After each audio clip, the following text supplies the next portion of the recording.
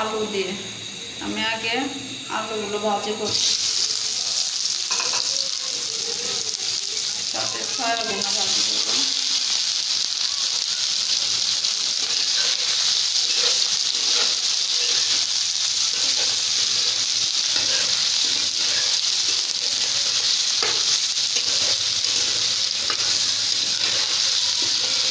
একটু লালচে লালচে ভাব আসলে পরে এগুলো আমি নামিয়ে ফেলবো।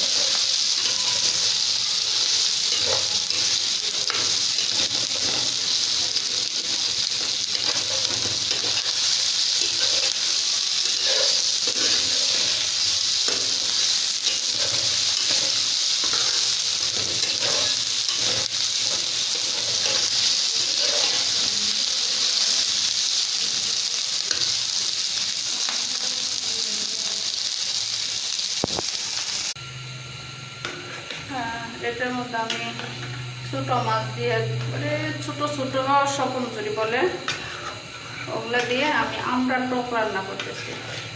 দেখেন আমড়ার টক অনেক ভালো লাগে, আপনারা রান্না করে খাবেন। গরম ভাত দিয়ে আমড়ার টক অনেক মজা লাগে। রান্না করব ওগুলো ভেজে উঠালাম, উঠিয়েছি। এখন আমি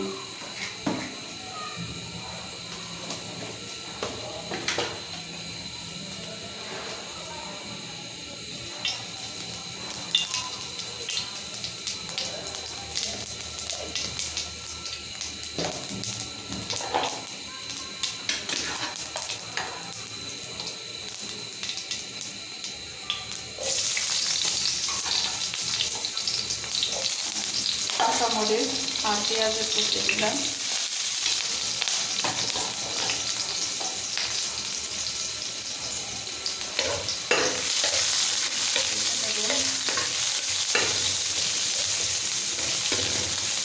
আমি আগে সয়াবিন খেতাম না, বুঝছেন।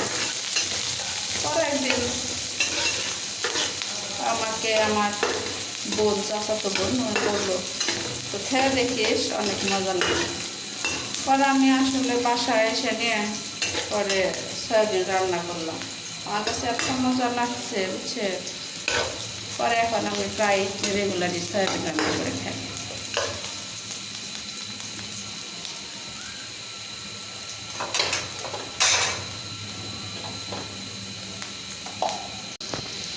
এখন আদা রসুন দেবো, আদা রসুন এখানে মিক্স করা আছে।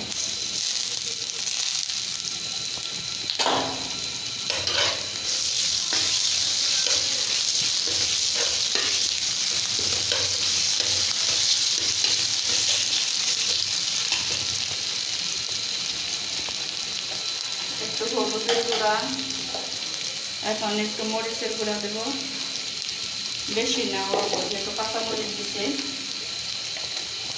পরিমাণ মতো। একটু হলুদের গুঁড়া,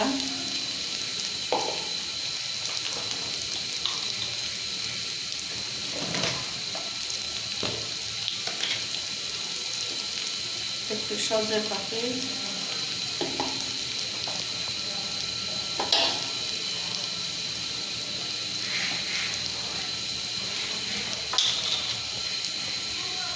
একটু লবণ দেব,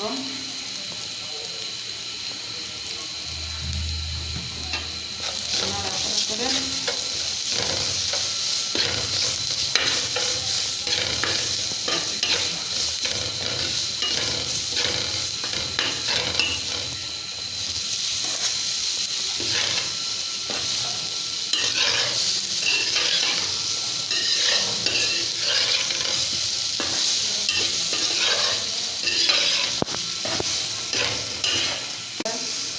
এখন আমি এখানে একটু ঝোল দিয়ে দেবো।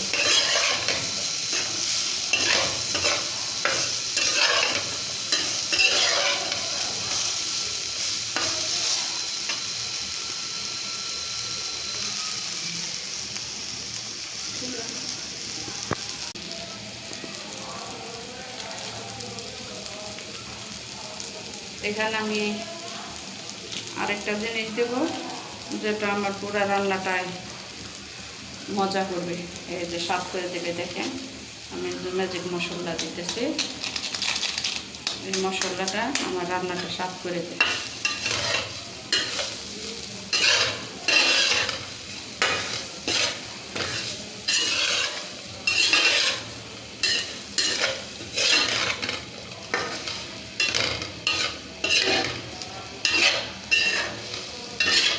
দর্শক, আমি এখানে পানি দিতে চাইছিলাম, একটু ঝোল করতে চাইছিলাম, কিন্তু আমার হাজব্যান্ড বলল যে ঝোল করা লাগবো না, তুমি ফ্রাই করো।